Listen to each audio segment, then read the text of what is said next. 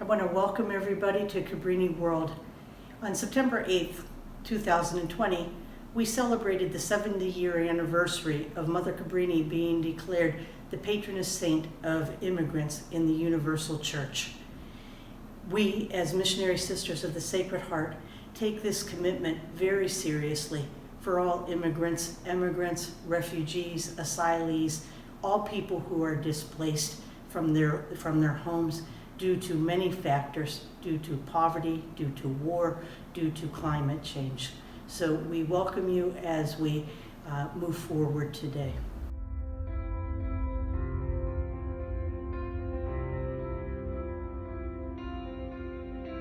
The commitment of the Missionary Sisters of the Sacred Heart to the well-being of people on the move, immigrants, refugees, emigrants, asylees, is in union with the Holy Catholic Church.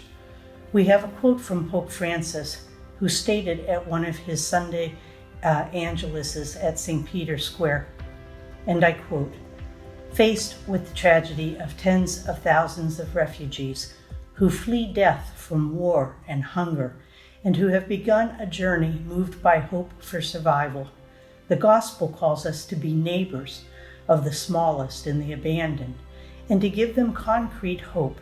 It's not enough to say, take heart, be patient. Christian hope has a fighting spirit with the tenacity of one who goes toward a sure goal."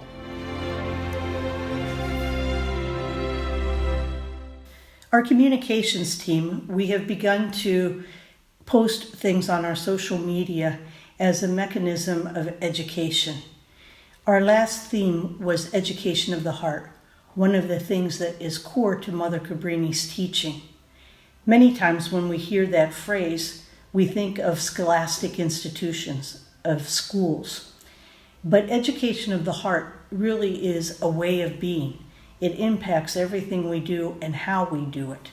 So that when we talk about people on the move, when we talk about immigrants and refugees and asylees, we must interact with them in a way that educates their hearts and allows our hearts also to be educated by them.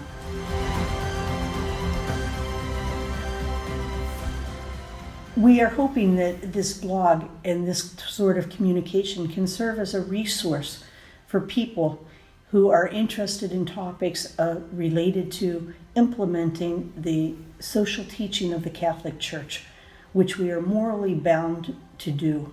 As good practicing Catholics, we have an obligation to put into action our faith. The way that we show our love for Jesus is by the way that we love other people.